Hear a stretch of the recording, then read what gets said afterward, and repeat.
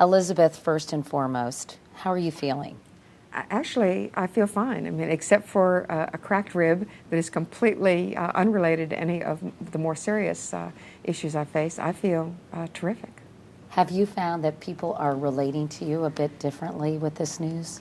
Well, I mean, I had somebody hug me in the last hour with a tear going down the side of her face.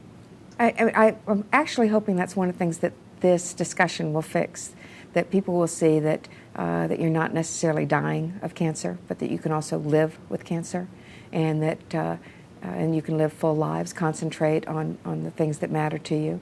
We're all going to die, and I pretty much know what I'm going to die of now. But I do want to live as full and normal a life as I can from this point on. Have you received any additional information in the last couple of days about where the cancer might have spread, other than this area of your rib?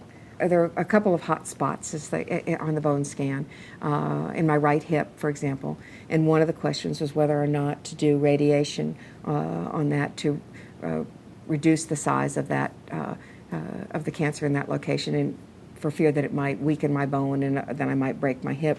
But the consensus was that it was too small an area for that to be a risk. You know, we were on a real roller coaster, the two of us, on Wednesday. Tell me about that roller coaster. Well, we went to the hospital, and it became pretty clear to me that there were at least 2 or 3 suspicious places on the bone scan. Elizabeth looked at it, saw exactly the same thing. So both of us were worried before we even had the doctor interpret the bone scan. And then the doctor came in and confirmed what both of us already thought, which is that it looked like metastatic disease, that it looked like that the cancer was back. Tell me what went through your mind when you looked at that bone scan. Pain, hurt. I mean, for me, I was very worried about the woman I loved more than anything.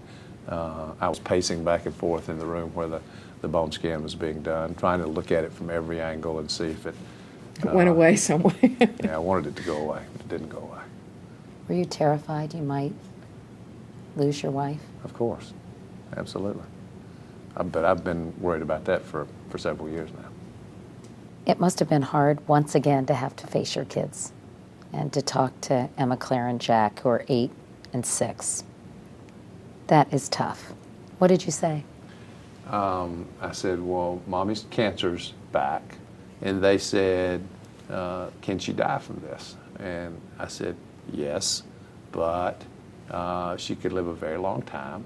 And then Elizabeth said, all of us are going to die eventually. We're all going to die from something. And that Mommy knows now what she's probably going to die from. Can you describe the decision-making process for me in terms of what should we do now? Do we stay in? Do we suspend it temporarily? Do I call the whole thing off? Do we call the whole thing off? How did that unfold? Well, first the decision was made by the 2 of us, no one else, and as it should be. And she said to me, this is what we believe in. This is what we're spending our lives doing. It's where our heart and soul is, and we cannot stop. The doctor came in, and I said, I need to know, we have a tough decision to make. We know what we want to do, but I need to know whether Elizabeth can physically do this. And I don't mean physically stay at home and watch me do it. I mean, can she physically do it? Go out on the campaign trail, do all the work that needs to be done, because the country's going to want to hear from her. And I knew that. And the doctor said, yes, she absolutely can physically do it. You know, you really have 2 choices here. I mean, either you push forward with the things that you were doing yesterday, or you start dying. That seems to me your only 2 choices. If I had given up everything that my life was about, first of all, I let cancer win before it needed to. You know, maybe eventually it will win, but I let it win before it needed to, and I just basically start dying. I don't want to do that. I want to live, and I want to do the work that I want next year to look like last year, and the year after that, and the year after that, and the only way to do that is to say I'm going to keep on with my life. At your press conference, you were both extremely confident, very upbeat. And right now we feel incredibly optimistic. I don't expect my life to be significantly different. And I think some people wondered if you were in denial, if you were being realistic about what you were going to be facing here. I think that it is our intention to deny cancer any control over us. And though I know that there are people who live short lives, I feel optimistic, not because I've got rose-colored glasses on, but because I know that I have only low volume, a small amount of cancer in my bones. I can promise you, we don't understate or misunderstand the seriousness of this. I mean, this could kill her, and we know it. And what we choose to do is we choose to live our lives fully and with strength and optimism.